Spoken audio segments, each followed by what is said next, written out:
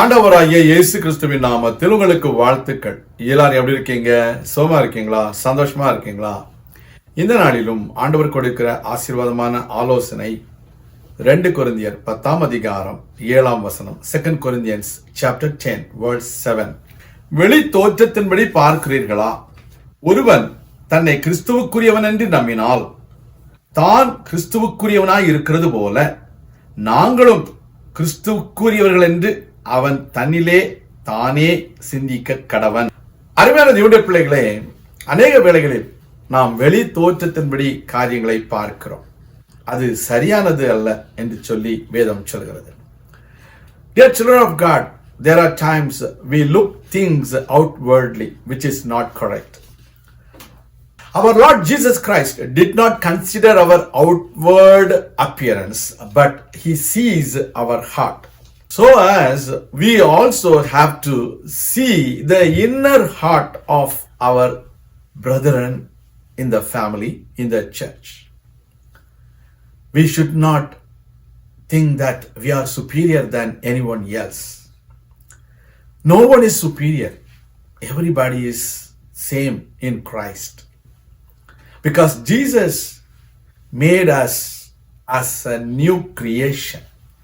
When we are in Christ, we are a new creation.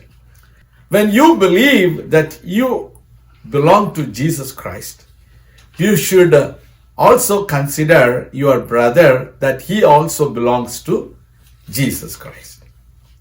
That is the way we will have the oneness in our heart. The devil bring divisions among the brethren by bringing different kinds of opinions by the outward appearance, outward consideration of many things in their life. But our Lord Jesus Christ does not consider our outward appearance, but he loves our inner hearts. கர்த்தருடைய பிள்ளைகளே, ஆண்டவராகிய இயேசு கிறிஸ்து நம்மை வெளி தோற்றத்தின்படி பார்க்கிறவர் அல்ல. அவர் உள் தோற்றத்தை பார்க்கிறார், இருதயத்தை காண்கிறார். அந்த இருதயத்தில் நீங்கள் எப்படி கிறிஸ்துவுக்குரியவர்கள் என்று நீங்கள் நம்புகிறீர்களோ அதே போல உங்கள் சக விசுவாசிகளையும் அவர்கள் கிறிஸ்துவுக்குரியவர்கள் என்று நம்ம அறிந்து கொண்டு அவர்களோடு அன்பாய் இருக்க வேண்டும். நமக்குள்ளே பேதங்கள் இருக்கக்கூடாது, பிரிவினைகள் இருக்கக்கூடாது, நமக்குள்ளே எந்த விதமான வித்தியாசங்களும் இருக்கக்கூடாது. நாம் தேவனுடைய பிள்ளைகள், நாம் கிறிஸ்துவுக்குரியவர்கள், நாம் எல்லாரும் ஒன்று என்று நாம் நினைக்கும் பொழுது நிச்சயமாக அங்கே ஒரு மனம் உண்டாகும். பரிசுத்த ஆவியானுடைய வல்லமை அங்கே நிச்சயமாக இருக்கும். அதன் மூலமாக ஆசீர்வாதம் உண்டு. When you believe that every one of us are same or one, then there will be unity. There will be always peace. The presence of God and the presence of the Holy Spirit will be always there. So we need to believe that every one of us are same. We are all equal in Christ. கிறிஸ்துவுக்குள்ளே நாம் ஒன்றாய் இருக்கிறோம். நாம் ஜெபிக்கலாம். எங்கள் அன்பின் பரலோக பிதாவே, இந்த அருமையான வேளையிலும் உம்முடைய பிள்ளைகளாகிய நாங்கள் உம்முடைய சமூகத்திலே வந்திருக்கிறோம். தேவனே, நீர் எங்களை கண்ணோக்கி பார்த்தரணும்.